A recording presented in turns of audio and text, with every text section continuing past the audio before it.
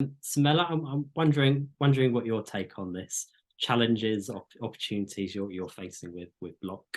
Um, I do believe affordable travel should be a thing, right? Like, regardless if we talk about it, yes, you are in business, but one thing that hotels have always gotten right is understanding that cleaning is part of doing business, right? And so when you start adding all of these charges and like making affordable travel not affordable anymore, then now that goes against the traveler.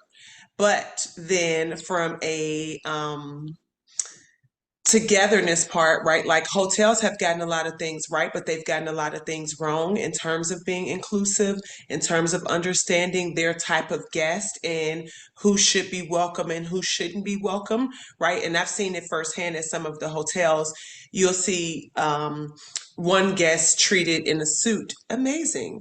And then someone else comes in a tank top, and then you think that you can treat them less than. And that has started to show up in some of the short-term rental experiences. We hear it from the people all the time.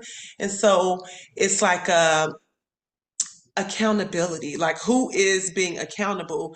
Yes, we're in the business of making money, but we're serving people at the same time, right? And so who's keeping count of what the people need and like protecting their needs while also making sure your bottom line is being met and exceeded, right? So affordable travel, and then of course what Brittany said in terms of like legislation and having these cities, while you're banning short-term rental because you're saying affordable housing, you forgot about that mom and pop bodega that's now going to be affected because they don't have that foot traffic anymore, right?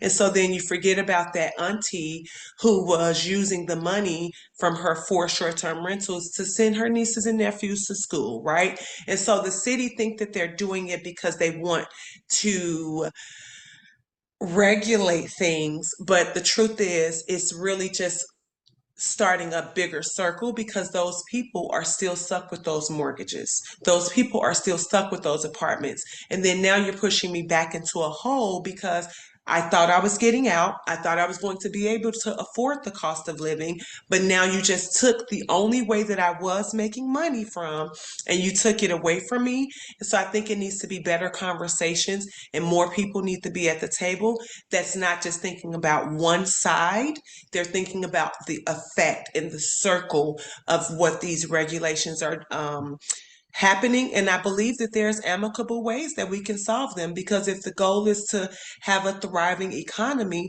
everybody should have an opportunity to thrive in that economy. And so that's my take.